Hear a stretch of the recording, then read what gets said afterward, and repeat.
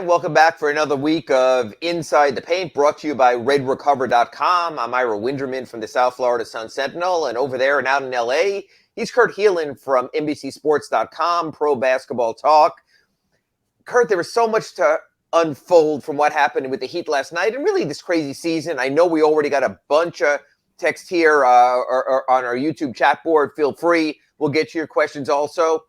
I also don't want to do to you what a lot of people do to me on radio shows. So I'm going to set you up something first, Kurt, with something to think about, and then I'll go with your answer after, and that's this.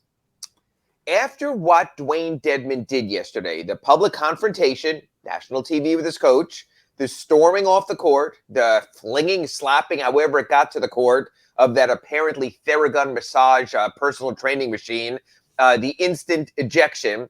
Just want you to collect your thoughts here. And if you could just think of any similar incidents where, one, the coach let it slide because the coach said, I'm a player's coach, I let it go, or two, where it just led to sort of an instant ouster from the team or stay home or we'll handle it on our own.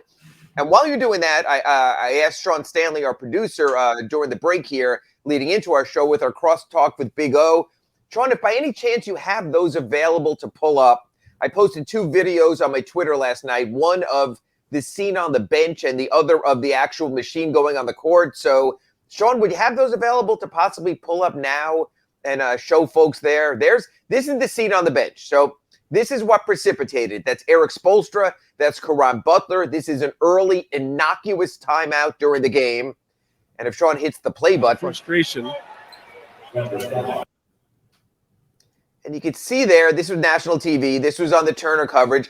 Eric Spoelstra never lets himself get too emotional on the bench. Dewayne Dedmon is always very emotional. But even for Spo to show this type of emotion in a moment like this, as the camera pans away from Turner on what happens there. And Sean, if we have that other video, there's one of the actual gun going on the court. Not gun, I shouldn't say that. Massage gun going on the court. Yes. It was just the craziness of the moment. So Dewayne Dedmon storms to the locker room, clearly had a difference of opinion with Eric Spoelstra.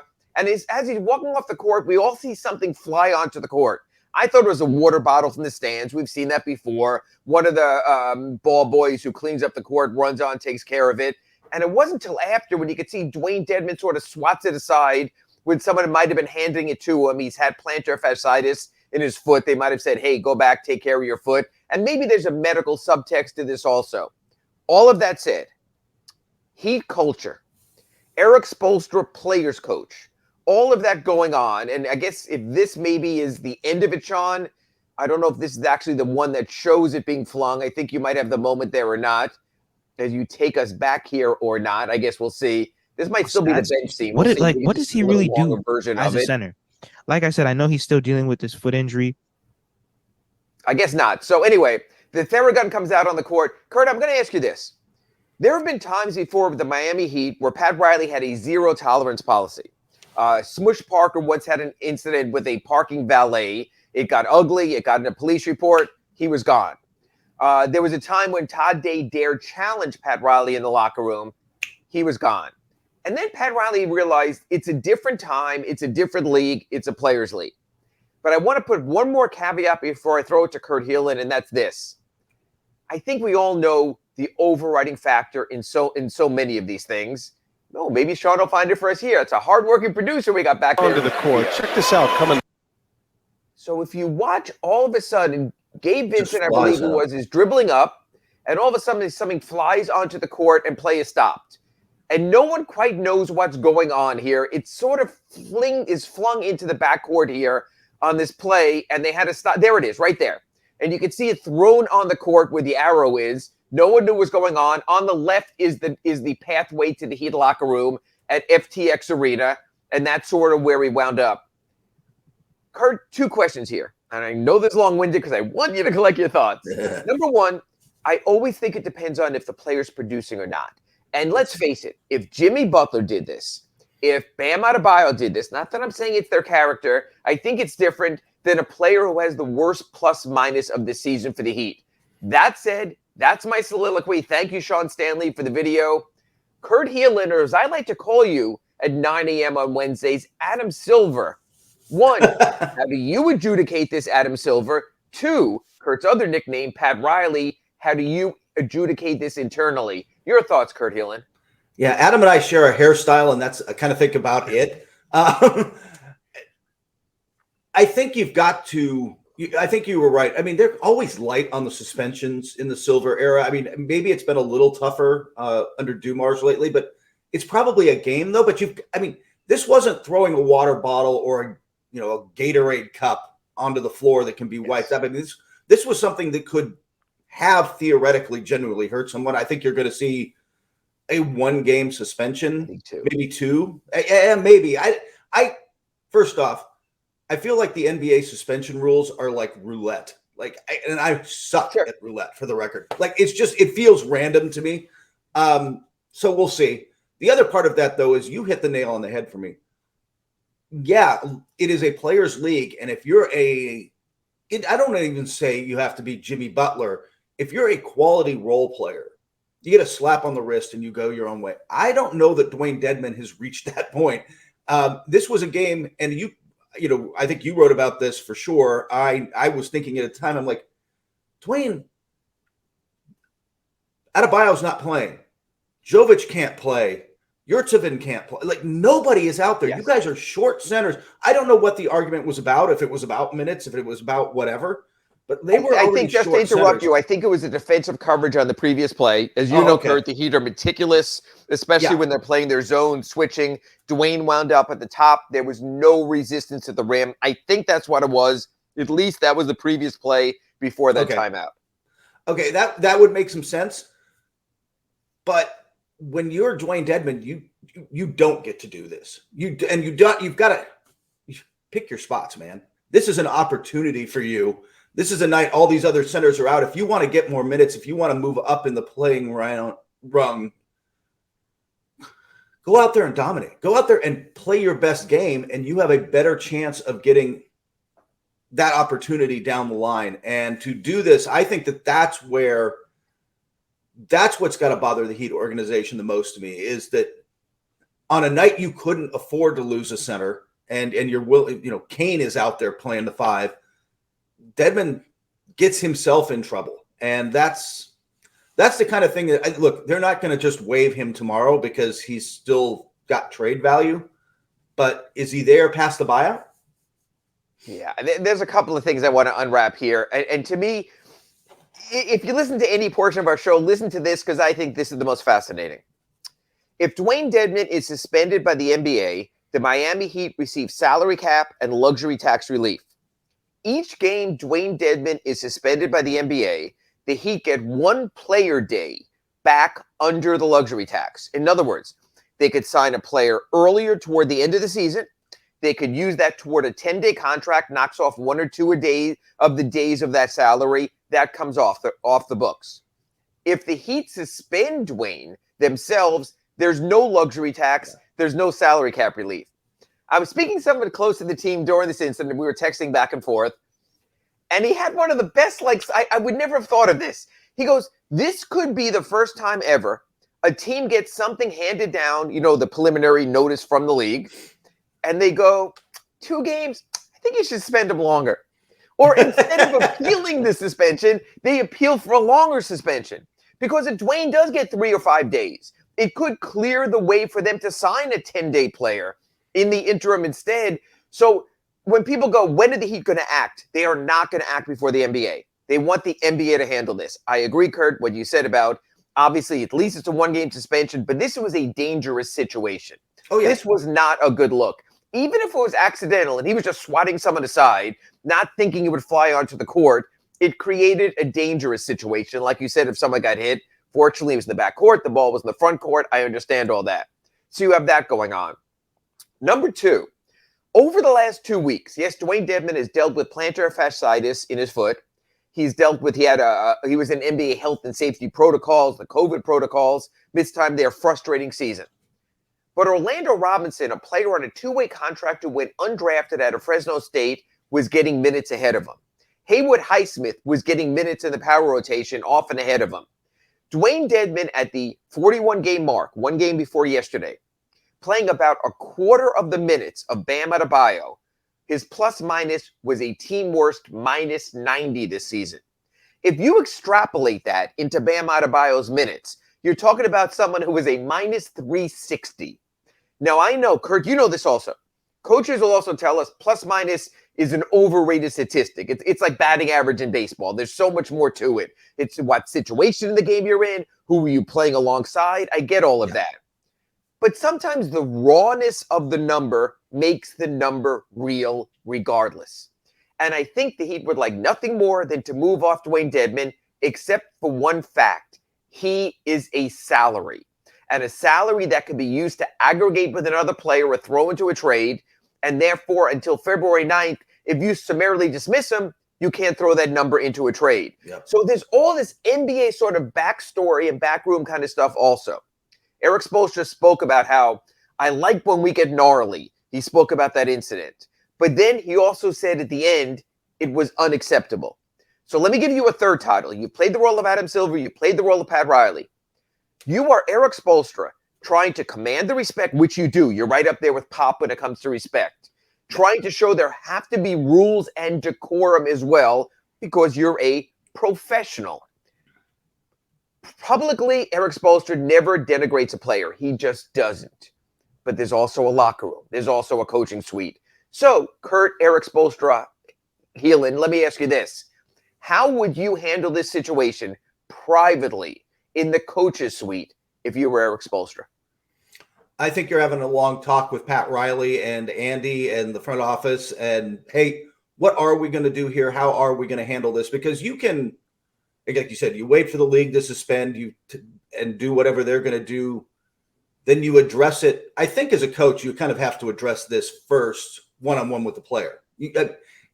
That is the professional thing to do. You still, whatever is coming down, this is something you got to deal with man-to-man, face-to-face, be direct with him and tell him what's going on. I think that, though, you have to know what you better have your ducks in a row. You better sit down with Andy and Pat and be like, all right, look, I don't need him. What are we going to do? And like you said, nothing's going to happen before February 9th, really, outside of the potential suspension. But I don't know. I think I don't want to say crossed a line, but for a player in his position, that at the very least walks right up to the line. Yeah. My comparison would be this and the Myers-Leonard situation, completely different. Yeah. One was on court. One was an anti-Semitic comment during a video stream. But at the end of the day, the Heat, even with the league suspension of Myers-Leonard, held on to him long enough to use his salary at the trading deadline to acquire Trevor Ariza. Now, it didn't work out great. I believe that was the season they were swept out of the playoffs by the Bucks, but it was worth a try. Similar situation, by the way, to this year, where the Heat were also lacking a power forward. They took a flyer on Trevor Ariza to see what happens. I could see the Dedmon salary going somewhere. Not as a player. Myers-Leonard never played a game for the Thunder. He was summarily waived. The Heat took care of that.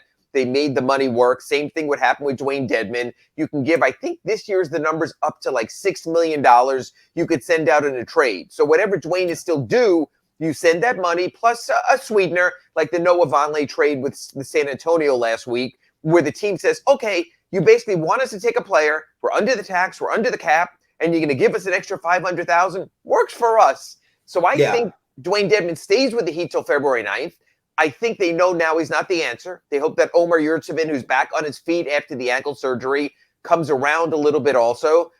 But I think it's a real testing moment to see how much leeway Erik Spoelstra is willing to give and how much you put up with a player who, frankly, is not producing this season. He is a dinosaur center, the kind of lumbering big man in today's switch everything, get out on the perimeter. I know he's made some threes, but not really. I mean, you don't see those kind of players. The Heat played the Suns last week. We didn't see Bismack Biyombo.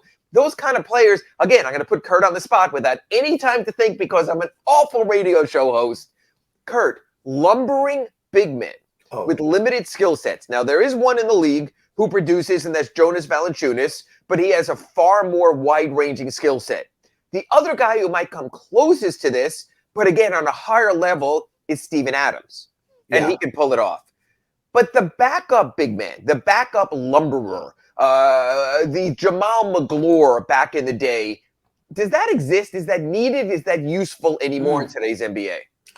The only reason you keep a guy like that around is a matchup right now. And I guess maybe you could throw Robin Lopez a little bit in that group. But what you're thinking is, and if you're Miami, hey, we might have to face Philly in a postseason series, and I got to have bodies to throw at Joel Embiid. It can't just be. But I think he's still your second or third center, and it's somewhat interchangeable. You can go get other. DeMarcus Cousins is floating around out there. Not that they're going to go after him, but like you can go get a big body. Well, I got a name for you. Maybe on a 10-day, maybe beyond, who does the rebounding that he'd need late situations. Last night they almost gave up a horrible rebound on a missed free throw before Victor Oladipo made a steal. Just to have a body. I'm going to give you a name. You want to guess it? Give you initials. Let me put Kurt. Matter of fact, you got to remember, folks, one thing also. Kurt is out in the LA area. It's a little after 6 a.m. He's barely awake right now, and I am pestering him with all these challenges here. I'm going to give you clues, okay, on the player I'm thinking. Former Cleveland Cavalier. Well, it's not Ilgauskas. I'm trying to think who did the Cavs have that was a big body? Kardashian. Oh, Tristan Thompson. Tristan Thompson. Now again, that's actually a good one because there's a guy who, for whatever he does or does not bring you on the court anymore, guys love him in the locker room. Like he is a popular player with other players. And he's that kind of body you could throw against Embiid. You're not counting on Tristan Thompson to score or make free throws or do anything else. You're counting on him to, hey, let's go ahead and give us 5 fouls, keep Bam out of foul trouble, let Bam take a break on Tobias Harris in that kind of matchup or something else like that. So I do think there are other possibilities, honestly, that you can divorce yourself in this case from Dewayne Dedmon, but still find a body out there if you can make it work under the tax. So part 2 of this equation is, I know it's a long segment on one subject. We will get to the Heat. We will get to the games. We will get to the schedule. We will get to your chat board, but to have open right here is this.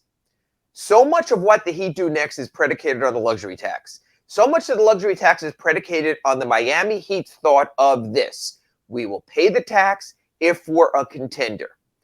Kurt Helin, when you see the best of the Miami Heat's moments in the last week or so, the win over the Clippers, the win over the Suns, a very competitive game against the Nets when Kyrie was spot on and Durant was spot on for almost 3/4 of that game. Last night's game, the fortitude to hold off, being shorthanded. Okay, so let's see. So far in our show, Kurt Helin has been Adam Silver, Pat Riley, Eric Spoelstra.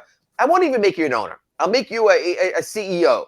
You're now Nick Arison. Have you seen enough to spend into the tax to forego a $10 million NBA payment to risk the possible repeater tax 3 or 4 years down the road based on what you've seen from the Heat to this point? Not unless you're bringing back, let's put it this way, not for a role player. You are bringing back something a 4 that genuinely changes the dynamic. But look, I'm not doing it for Jay Crowder, to be blunt. Like, okay, Jay's nice. Like, I like Jay, but if you're not moving the needle, because as you're right, that peak Heat team that we've talked about, that you see moments of it, but I know Boston can get there and probably higher, and I know Milwaukee will probably get their act together. Whatever you think of Brooklyn, they've still got Kevin Durant if he can get back healthy. Like, I just don't know if over 7 games the Heat could beat those teams unless they add something considerable. And if it's something considerable, then I will. But I don't. By the way, I don't know that considerable is out there on the market right now. I don't know. That's interesting. Anyway, I don't want to belabor this, but I got to say this. We've done this show in 2 different venues. I've worked with 3 different co-hosts. We've gone almost 2 years right now, and I can honestly say that is the first time we've devoted a full segment to Dewayne Dedmon. So, folks, again, if you missed it, it's going to be on all your podcast outlets. Smash the like button. That, I believe, for the season is our Dewayne Dedmon segment. When we come back on redrecover.com Inside the Paint, I want to talk to Kurt about what the Heat have shown in recent games. If the Victor Oladipo thing, like Orlando Alzugaray mentioned in our crosstalk, is real, genuine, and something you move forward with. And also, the Heat's next 2 games are against the Bucks. So might this be the litmus test that, like we said, opens the eyes to the Arisons and the front office that, hey, if we can do this now, maybe we can do more. And the other thing I want to get to is injuries, Heat and otherwise, and how you almost never see the real thing. National TV picks up the Heat game last night. No one plays. At what point does this become too much for even Adam Silver to stomach? We've got a lot to get to. That's your Dewayne Dedmon fill for the month, if not the year. And we'll be back right after this break on redrecover.com, Inside the Paint. And welcome back for our second segment of 3 on redrecover.com, Inside the Paint, our weekly Around the NBA and Miami Heat show. Myra Winderman from the South Florida Sun Sentinel here in Fort Lauderdale. He's Kurt Helin from Pro Basketball Talk, NBCSports.com out there in the Los Angeles area. Our first segment was our annual Dewayne Dedmon-a-thon. So if you missed any of that, you can catch it on all of the Big O Show's podcast outlets. Smash the like button. Just don't smash as hard as maybe Dewayne Dedmon would. To sort of sum that up, I think Dewayne gets, a multiple game suspension from the NBA.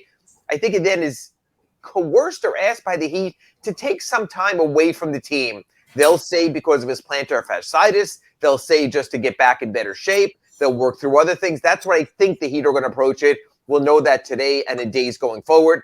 I want to turn to so many other things, and I get the other part of it is if there wasn't the Dewayne Dedmon moment, if there wasn't a close game last night, I would be on here talking to Kurt Helin about no Bam Adebayo, no Tyler Hero, no Caleb Martin, no Kyle Lowry, national TV.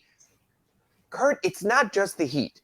It's every team I look at. It's your Clippers out there. You never know day to day. Your Lakers, certainly legitimate injuries, but also LeBron picking and choosing days off and days not off here.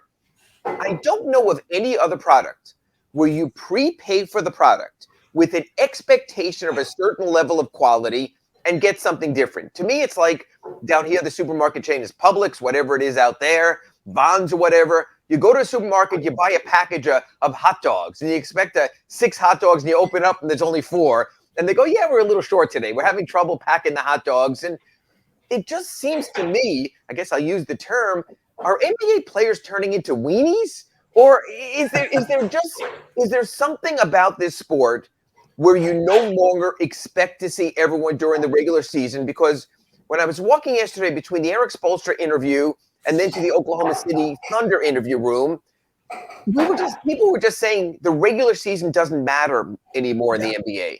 That 20 of the 30 teams get a chance to make the playoffs. That going into the season, 5 teams decided they don't want to make the playoffs, maybe more this season because of the lottery. Kurt, this diluted product, they're still getting ratings, they're still getting money, they're going to get a fantastic new television deal, they're going to get a new streaming deal, we know that's all coming. But does the NBA, honestly, inside the teams, from the Players Association, do they give a rat's ass or a crap about the regular season anymore? It doesn't feel like it. I mean, the second TNT game last night with the Suns, I mean, it was Steph Curry's return, and they buzzed that. The Suns were without Booker, Chris Paul, DeAndre Ayton, 4/5 of their starters, plus Cam Payne off the bench and others. They were decimated. They still won, but they were like decimated. But it's just that the players and the league are showing you and I, they're showing us, the fans, what they think of the regular season, how much it matters to them night to night. They show up for certain spots. They pick their moments. They get enough wins to make sure they make the postseason at whatever level they're trying. And I don't want to say every team does this. I think some teams, Denver's showing up every night right now. Like certain teams they missed a lot of time. Their head key guys out early. But if I'm spending money or spending time in front of the television or streaming it on my phone or whatever, why am I investing that time? What am I getting? There comes a point where this is going to start to bite them in the regular season. I'm with you. I think there comes a point where they've got to find a way to improve the regular season product, because while they're getting some ratings, I just think long term,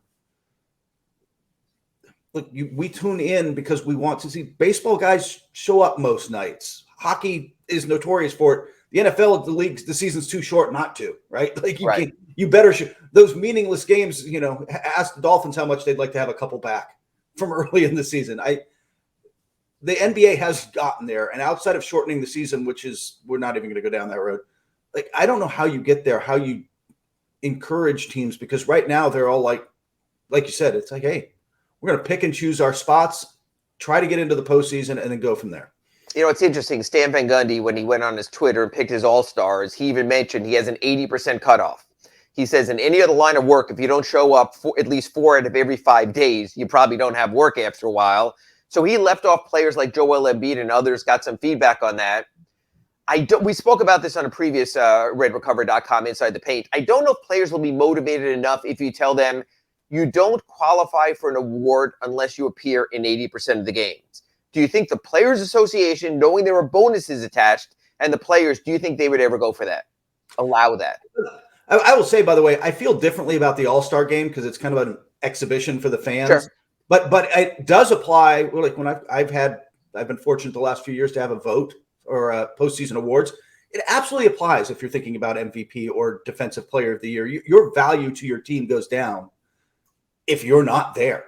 But I don't know how much that motivates the team, and I don't know that the players' union would ever allow it. And there's also, like you mentioned, the problem partially is there are very legitimate injuries. I don't guys are missing time because they are legitimately banged up, and then but you compound that with the guys getting a lot of time off to recover because we need Jimmy Butler to be able to go out at 110%, 40 minutes a night come April. And whatever we've got to do to get him there, we're going to do. And I get that. And so when the Heat issued their injury report yesterday, it said, we all saw Bam Adebayo holding the wrist after that dunk. We saw it wrapped after the game. We knew he was going to miss time. I think he's going to miss a lot of time. I think he's going to be out at least the rest of the week, maybe longer. That's just my thought. We also saw Tyler Hero fall on the court at the end of the game against Brooklyn when he slipped on a wet spot. So the fact that it's Achilles is worse than I thought an ankle. That's legitimate time off also. I have no issue with that. Caleb Martin played, didn't play with the quad. I totally get it. You don't want to bounce in and out. You want to get something right, especially a soft tissue injury. I get that also. When I saw Kyle Lowry with knee soreness, that's the point I said, and I know this is old school and what players used to push through. I thought on one hand, like in this situation, don't you push through that when three of your fellow starters are out. Yeah. But on the other hand, you got signed as a 36-year-old player, so you knew a player like that might miss some time also. That, to me, is where it gets a little bit sideways, when guys are protecting themselves for their future, and maybe the team is protecting themselves for more important games, and you throw aside and you kick to the curb a game like yesterday, when instead Jimmy Butler has to do anything and everything to sort of make it work there. So I just think it's a tough situation. I will say this. If you were at FTX Arena or whatever it's called next last night, you got a hell of a show. It was fun. Yeah. Every minute of that game mattered. But if you were sitting there wearing an Adebayo jersey, a Hero jersey, I doubt it, but a Caleb Martin jersey, a Kyle Lowry jersey, you also didn't get to see the player you came to see, and that's a shame. And in a lot of other product lines and even entertainment, you would get a rain check or a ticket to another game or something like that. And I think that's where the NBA really fails its fans, because when you're at the game, you can't switch the channel and see what else is on or what better is on. I do want to get to the chat board. I've been ignoring this. Some of these went above my timeline here. I can't get to them. Steve chimed in and says, congratulations, Victor, you've made it. I never know with these things also if they're not talking to Big O about a concert tour he's doing, but I'll assume it's about Victor Oladipo. Kurt Helin, I want you to be honest here, because you rate a lot of players, you do stuff in the offseason, you look at rosters. Victor Oladipo, 3+ years of injuries, never able to get it quite right, had a nice little moment last season, in cup of coffee in the playoffs. Are you surprised where he is right now, or do you think he purposely planned this long road to get to where he is right now? I think it's more the latter. Like, he has been taking his time to make sure that he was fully healthy and could get back there to being the player he wants to be, which I think is the challenge for a lot of the guys coming off injury, right? Like they have certain expectations of themselves and their body. Klay Thompson seemed to very publicly battle this year, right? Like intellectually knowing he's never quite going to be pre-injuries Klay, versus mentally, like, I've got to get back to being that guy. I think Oladipo wanted to get back, but don't you feel like he's gotten pretty darn close? Like the last couple of weeks, he has been, I'll tell you that I've heard from other people how he's turned heads around the league about, like, hey, they might really have a guy here who can help them considerably in the postseason. And now I want to turn that around because, as you know, Kurt, one of the best things, we both get traffic on future and free agency and all that. Oh, yeah. Victor Oladipo has a player option for next season at about $9 million. As we've spoken about here on redrecover.com Inside the Paint, Victor Oladipo left I believe over $100 million on the table with the Pacers, and he bypassed that contract extension. About $80 million or so with the Houston Rockets for 2 years when he bypassed that extension. Question. Getting inside the mind of Victor Oladipo. By the way, those who missed the first segment today on redrecover.com, Kurt Helin has already played the role of Adam Silver, Pat Riley, Eric Spoelstra, Nick Arison. So I'm going to ask you now, play the role of Victor Oladipo. You have a $9 million 1 year left on the Heat, or you can go to free agency. Knowing who Victor is, what Victor thinks about Victor, and how the league works, opt in, take the $9 million, opt out, go on the market. What do you think Victor Oladipo does? I think, first off, based on, I'm going to assume that I can play at this level the rest of the season and into the postseason and have an impact. I'm opting out. Not because I think I can make a lot more per season. He might just be a mid-level exception guy around 10 million. I want the security of years. After my injury history, I'll take 440. Or I don't know if somebody's going to give him a full 4. Maybe it's a team option on one of those years, but I want 3 or 4 years guaranteed. I want the security of that money. I'm not. Some players do try to chase the money they lost. DeMarcus Cousins. Some games, but it doesn't really ever work out. The smart ones are like, hey, I've got to find a way. What's my best? Where am I? And this is not every agent pulls this off well. That's where you got to have that honest conversation. Like, hey, I know you want 20 million a year. You're not that market's not out there for you, but you can get this. And if you're Victor Oladipo coming off all those years, don't you just want 3 years of security? I'm getting paid. Wow. And it's interesting because Vic has gone through, I think, at least 4 agents already. Again, they didn't tell him what he wanted to hear. But I asked that question to Kurt Helin from Pro Basketball Talk at NBCSports.com for this reason. The Miami Heat next season are still paying the Bam Adebayo extension. They are starting to pay next season the Tyler Hero extension. They are paying Jimmy Butler's huge contract, max contract. They are paying the final year, if they keep him, of Kyle Lowry's contract. They're going to be in the tax. They're going to be in the stratosphere when it comes to salary cap. Can the Miami Heat be the team that are forced to say, okay, Victor Oladipo, we're going to give you 3 years, $60 million. And the reason I ask you this, Kurt Helin, is this. We're less than a month away, as you know, because it's what you do at Pro Basketball Talk over there from the NBA trading deadline. Is Victor Oladipo more valuable to the Miami Heat now as a roster player with an uncertain future, or is it trade chip? Ooh, I think as a player right now, I'm not sure that the trade chip. First off, I haven't heard a lot of Victor Oladipo buzz. Maybe you're hearing stuff out there. I'm sure. I'm just thinking it's going to percolate because people see games like last night's and moments like that, and anyone can use a two-way guard in a league where there's so many one-way guards. And this is, by the way, what happens, which is not at the Pat Riley, Andy Ellisberg level, but down the food chain a couple notches. Somebody calls their buddy with Miami Heat and says, so how committed are you guys to, like, you start feeling out where they are on Oladipo. And this is, hey, if they're not committed, what would interest you in getting, like, this starts at a lower level and then kind of, like you said, percolates up to deals that that's why I love this time of year, the rumors, like, the Heat have had internal conversations about. The Heat have probably had internal conversations about 430 about players. Everyone, and that's what I'm told. Pat Riley has that personnel board behind him with all the names up there that were never allowed to photograph because they have them in a certain order. They talk about anyone and everyone, which is why I say there's been talk about maybe a Kyle Lowry trade for D'Angelo Russell's expiring contract. Does that make the Heat better in the moment? Maybe yes, maybe no. But if you can get off of Kyle Lowry's money for next season, then you have a salary slot for Victor Oladipo. Last night showed Victor Oladipo, short-term, meaning 2-3 years down the road, might give you more than, unfortunately, what Kyle Lowry has not given you this season. Yeah. So I'm thinking they're ancillary moves. I think if we see them trade Kyle Lowry's 2 years for a player's 1 year to clear space going forward, I think that opens the door a little bit more for Victor Oladipo and sort of changes things. The one thing I will say is this. You always hear players say, I like it here, what they've done for me, I want to grow here, until someone shows them the money. So I tend to understate that a little bit and dismiss that a little bit more, because I just think there's other factors. Want to stay with the chat board in this segment. Let's see where we go. Greater Good says the Heat never deliver a bad product. Kurt, one thing I think you'd agree with. The Heat may never be great in some years. They might not be a championship contender, as you mentioned in our first segment of RedRecover.com Inside the Paint. But they also are not a team that's saying we're going to tank and go for the lottery, that they will always give you an honest night's work. And I think we saw that last night against the Thunder, didn't we? Shorthanded. Yeah, absolutely. This is a culture that isn't, like you said, isn't going to tank, isn't going to, hey, let's just go all in for Wembanyama. We're not going to pivot and go that direction. There will be teams doing that over the coming weeks.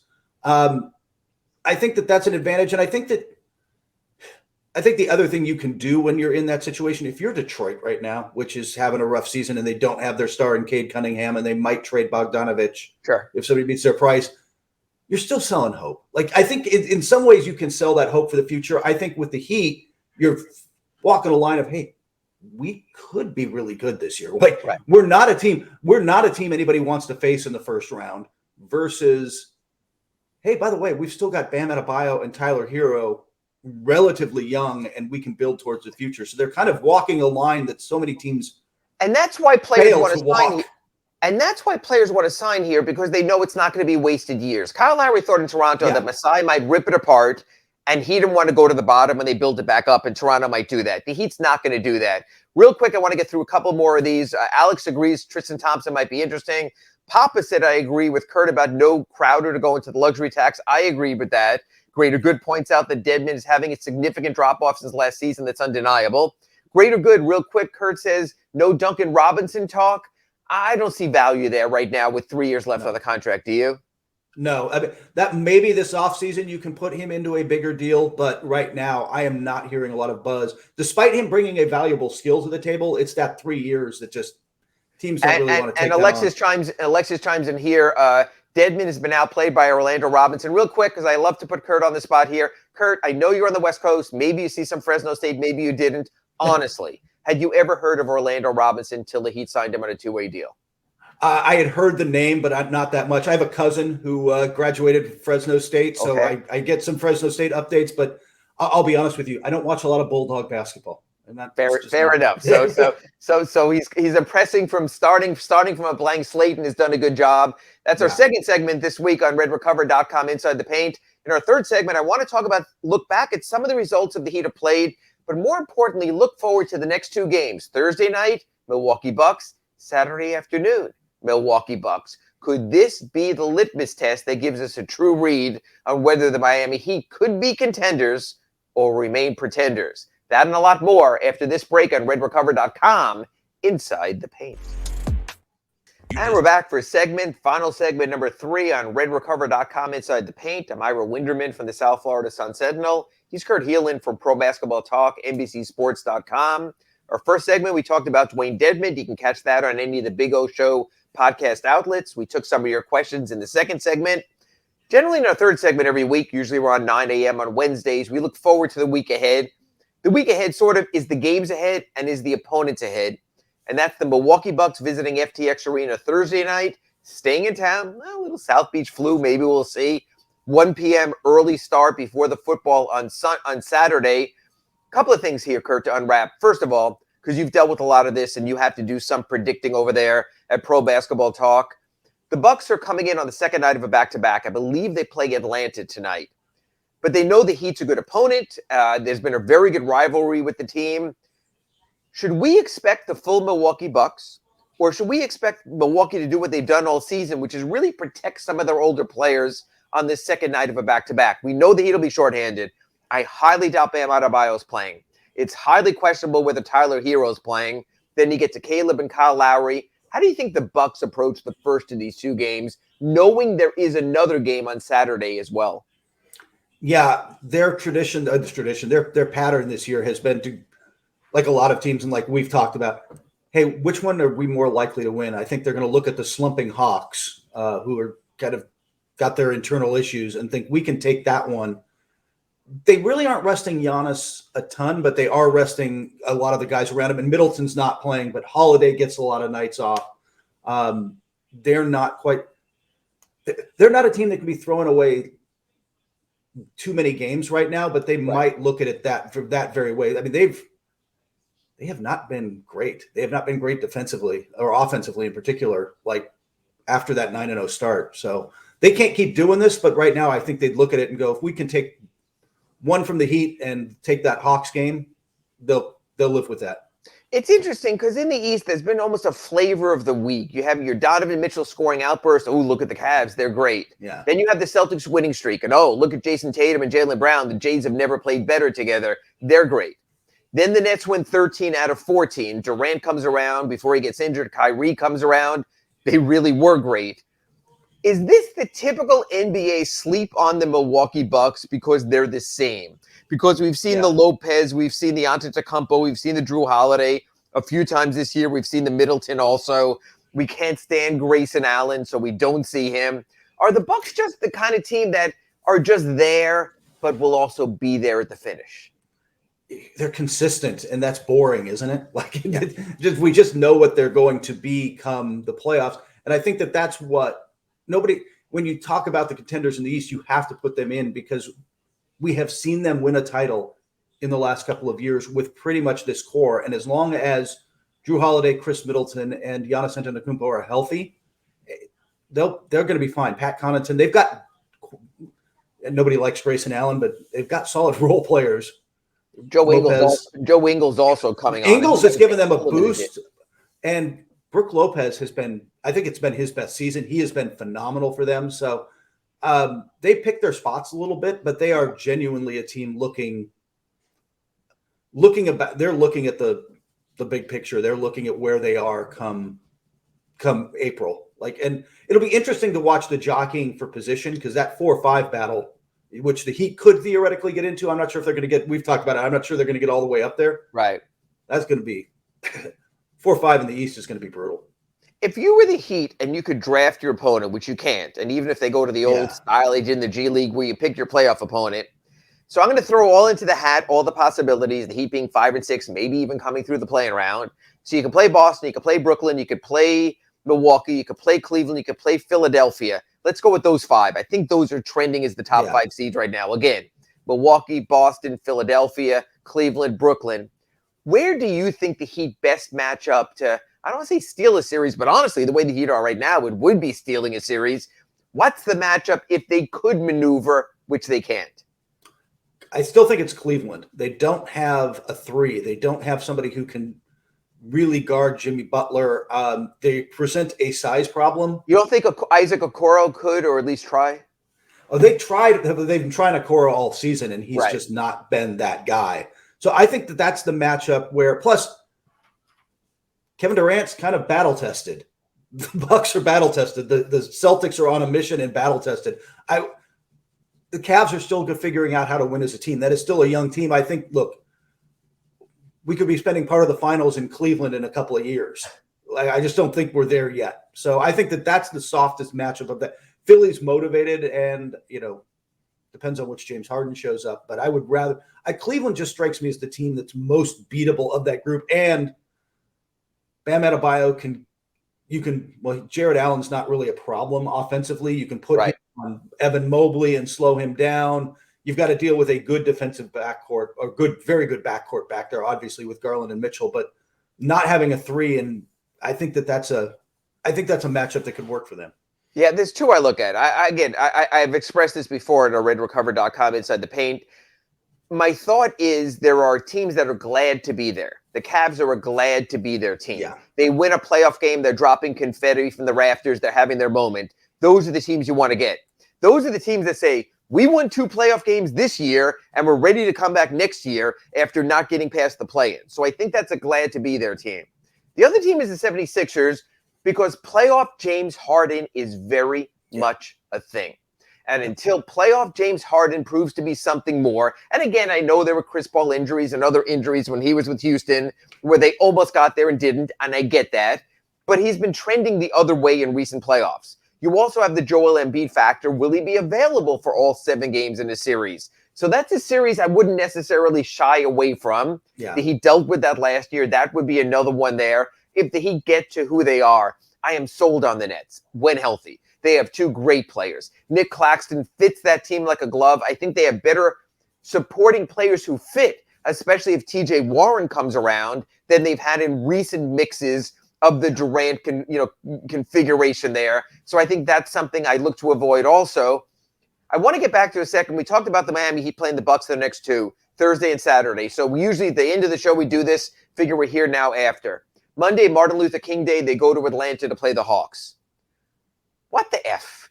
What is going on? You have John Collins giving interviews, I believe with Sam Amick to the Athletic, talking about, we expect Nate McMillan to leave after the season. Well, how does that play out? The Trae Young thing has just gone to crap, it seems, especially when now you cannot not be reminded that they traded Luka Doncic for Trae Young and the rights to Cam Reddish. That didn't work out very well. And yet in the offseason, they went all in on the DeJounte Murray acquisition and traded away their future drafts, and as part of the cap machinations, gave up on Kevin Huerter, who's excelling right now with the Sacramento Kings. Kurt, and I'm sure you've written about this. If I missed it, I apologize. What the hell is going on with the Atlanta Hawks? Yeah, they bet big that DeJounte Murray and Trae Young would mesh. That, frankly, let's be blunt, Trae Young would adapt his game somewhat to fit with DeJounte Murray next to him, give up some playmaking, maybe stop taking some of his crazy shots, and that hasn't happened. He has continued to play exactly like Trae Young. There is tremendous frustration in that locker room. And the thing is, Trae Young's the face of the franchise, and you're paying him the max, and it limits what you can do. But this has led to frustration and the relationship issues with Nate McMillan. That thing, look, first off, Nate McMillan might as well put his house up because I don't know where he's going to be next year, but he's not going to be Atlanta. And I'm not sure, frankly, I'm not sure he wants to be in Atlanta, whether Young's there or not or whatever happens. There's going to be some major reckoning. You already saw it in their front office. Travis Schlenk stepped away. There's some major shakeups coming to Atlanta in this offseason, and I want to say they're coming apart at the seams, but there's still enough talent on that roster. That second night of a back-to-back on an MLK game where they're focused, it's not an easy win. They've still got a good talent on that roster. They've always had the talent. It just doesn't mesh. So my question, the reason I'm asking, if we talked about the top 5 playoff teams and you want to get to 6 and avoid the play-in, and it looks like that he will be competing with the Knicks, with the Hawks, with the Pacers, and maybe with the Bulls the way they're playing, because they've been so up and down all season. Yeah. Of that group, of Atlanta, Indiana, New York, Chicago, might be missing a team. I apologize if I am. But of those 4 teams, which do you think is the biggest threat for the Heat in the battle to try to get to number 6? It might be the Pacers, which is a weird thing to say. Mm-hmm. I agree. Rick Carlisle has got to be in your Coach of the Year conversation for how he's brought that team together. But there's actual talent. I mean, Buddy Hield, Miles Turner is having a pay me year, which he will get next summer. They've got Tyrese Halliburton. I don't know. The Kings got out of that trade what they wanted, which was a short-term boost so they can try to make the playoffs that year. With the bonus. But the Pacers got the best player. It's Halliburton's. Halliburton is an all-star. When I'm penning in my who's going to make it in the East backcourt, I have Tyrese Halliburton as a lock in the backcourt there. They've done some really good drafting with Benedict Mathurin. Yes.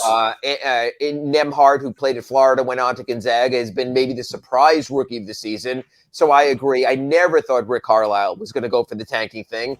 I think he might have screwed management by how much they won early, but now clearly they're all in on this thing. So I agree. Yeah. The Heat have had very tough games against them. That tiebreaker might come into play also. I agree with that. I just think the Knicks are the typical up and down team. I think Chicago could be a seller when you get to the trade deadline. I have no faith in the Atlanta Hawks. I just think you have one player playing for himself. You have a John Collins, playing sort of to get out of there and become a star somewhere else. So I agree with all that. And I want to turn it that way because talking about a Halliburton and being a likely all-star, I wanted to get your thoughts on this. Is Bam Adebayo a guaranteed NBA all-star this season based on his two-way play to this point? I think so, just because we talked about this. I don't think the front court is – I mean, there's 4 locks in the front court with Embiid, Giannis, Tatum, and I'm going blank on somebody off the top of my head. Embiid, Giannis, Tatum, Antetokounmpo. Right. But Bam's probably fifth, maybe sixth if you want to slide somebody else in. But I think he's an all-star lock. All NBA gets a lot tougher, but all-star, yeah, he's a lock. But what if he misses a week or 2 or 3? Remember, the coaches vote last week in January. Yeah. So what if this wrist injury is debilitating and he missed 2 or 3 weeks? Maybe that doesn't help his cause, but I still think that he has got enough juice. I mean, we're talking about an Olympian, about a guy who's been there before. I think the one thing the coaches remember is, God, I hate playing against this guy, and you got a scheme for Bam. Bam's a problem. Yeah, and coaches select the reserves, and I think that works in Bam's favor. Jimmy missed too many games. He's missed 14 already, but man, at the end of games lately, he's been the guy on the highlights, make or miss. He's been the guy driving them. Or is it like we said in our second segment, is just when you miss too many games, you sort of rule yourself out? He's on the bubble. We'll see how many he misses, but he's also been so impactful in the games he's played that I don't know. I think it'll be interesting to see where the coaches fall on that, because he's on the bubble there's a lot of forwards and not as many, or a lot of guards too. Like, I'm just not sure where they're going to fit, like how they're going to use the wild cards and reserves, but I think Jimmy's been good enough. Yeah, and again, I think that's where the Heat record will be. I think if you're a 500 team, it's hard to make an argument for having multiple All-Stars when Boston, if they're at the top, deserve 2. Milwaukee could get 2, certainly. The Nets with Kyrie and Durant are going to get 2. Philadelphia with Embiid and Harden are going to get 2. You're going to run out of spots just because the elite teams deserve to be up there. Donovan Mitchell is going to get 1, clearly based on the season he's having there. Jared Allen could also, if they have a good record. So I think that's where you're going to sort of run out of room. One thing I want to get to you real quick, because you are out in L.A. We sort of stopped at this point last week when the Heat were going to play the Lakers, then went out and lost to a shorthanded Lakers team. Yeah. Obviously, LeBron James, I'm sorry if you didn't make the cut there, did his round of interviews with a bunch of people last year. Some of the stuff might have gotten taken out of context. LeBron let us know about that with one of the interviews he did. Is LeBron James more content now in L.A. that they've started to turn a corner and win? Or will we hear until February 9th that LeBron James will insist on the Lakers give him more, or maybe even insist that he's out of there? Sort of from where we left when I was out in LA with you last week, where do you think things stand with LeBron right now? I don't think he's content. I think he's resigned to what this season is going to be. I mean, and I believe he believes, hey, we get Anthony Davis back, we get into the play-in, we get into the playoffs, anything can happen. We've got, the two of us and, the Austin Reeves experience, and maybe that's enough. But I think you'll see him be more forceful heading into the offseason. I think he's spending one more year in LA. I don't think if he pushes his way out, it's late in the summer because they didn't do anything. Yeah, I think that's going to be the soap opera that just goes on. It's going to go on to the trading deadline February 9th. It's going to go on to the March 1 buyout deadline when he tries to convince friends elsewhere to come here, play for the minimum, give me a few more veterans, and there will be names available because there will be teams out of it then letting veterans on one-year contracts go. So I think that'll be interesting. Okay, real quick, end of the show this week, BradRecover.com, Inside the Paint. I always like to play the win or lose game with you, keeping in mind we have no idea who's going to play for the Heat, whether it's Bam, whether it's Tyler. Or anybody else.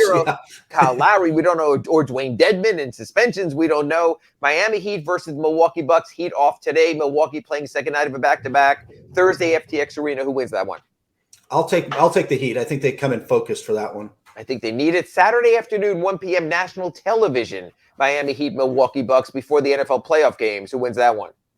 Coin flip, just because it's Miami during the day, and so we'll see. Everybody's thrown off on those day games. Yes. I'll probably say the Bucks, but I think it's a coin flip of a game. And I think the desperation for the Heat, but again, who's there? If you don't have Tyler, don't have Bam, don't have Kyle Lowry, it's awfully hard to get 2 in a row from the same team. Monday, 3:30 p.m., ML King Day in Atlanta against the Hawks. Start of the Heat 3-game trip. We'll talk about the rest of it next week when they then go to New Orleans, they then go to Dallas. But Monday against the Atlanta Hawks, how do you see that playing out? Those MLK games are the games the Hawks show up for. That's a tough one because for all their flaws, like we said, they're talented when focused, and that's the kind of game they show up focused for. Yeah, I think with New Orleans shorthanded on Wednesday, the Heat might focus more on that game, trying to steal one there with no Zion, with their injury situation. Dallas has been so up and down. The Heat always get up for the Mavericks games. That's next Friday. We'll talk about the next week. So I could see that. I agree. Usually it's special uniforms for the Hawks on MLK Day, special court, and people get out there because it's a non-work day. That'll be interesting. Okay, we did the Dewayne Dedmon-a-thon. We got to your questions. We looked at the Heat schedule, and now we're out of time. He's Kurt Helin from Pro Basketball Talk, NBCSports.com. I'm Ira Winderman from the South Florida Sun-Sentinel. This has been RedRecover.com Inside the Paint. We will see you right back here next Wednesday, 9 a.m. But right now, the Big O Show rolls on.